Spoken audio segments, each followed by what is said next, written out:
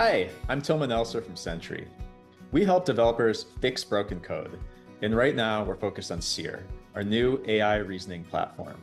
Seer uses text embeddings to intelligently cluster similar error stack traces and a state-of-the-art AI agent to automatically identify root causes and write code patches for bugs.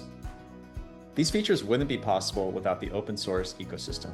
We rely heavily on NumPy for the vector operations that calculate similarity between errors, scikit-learn for our clustering models, and of course, pandas to process all of the time series data that powers features like anomaly detection. We support NumFocus because libraries like these are the backbone of modern data science and AI development. By sponsoring, we want to make sure that the tools that enabled us to build Seer continue to thrive for the entire community.